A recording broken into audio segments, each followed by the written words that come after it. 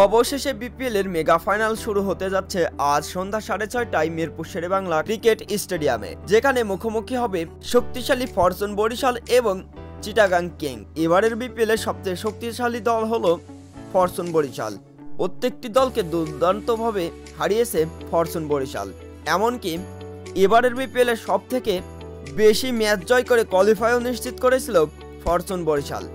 অন্যদিকে চিটাগাং কিংস তারা প্রথমের দিকে ধুঁকতে থাকলেও দ্বিতীয় দল হিসেবে কোয়ালিফাই নিশ্চিত করেছিল চিটাগাং কিং। তবে প্রথম কোয়ালিফাই ফরচুন বরিশালের সাথে 9 উইকেটের বিশাল বড় ব্যবধানে হারে।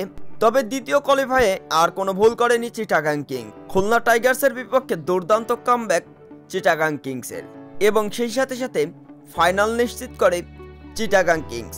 চিটাগাং কিংস তারা কি আজ পারবে শক্তিশালী ওই ফরচুন বরিশালের বিপক্ষে প্রথমবারের মতন বিপিএল ট্রফি জয় করতে, নাকি ডিফেন্ডিং চ্যাম্পিয়ন অবস্থাতে থেকেই টানা দ্বিতীয়বারের মতন বিপিএল শিরোপা ঘরে তুলবে ফরচুন বরিশাল?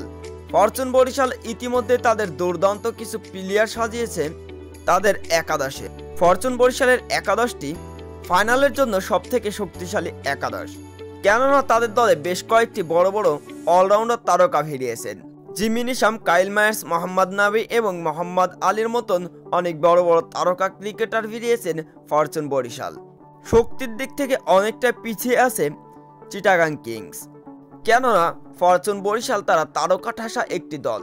তো বন্ধুরা, আজকের এই ফাইনালে কে হবে চ্যাম্পিয়ন, ফরচুন বরিশাল নাকি চিটাগাং কিংস? অবশ্যই কমেন্ট বক্সে জানাবেন।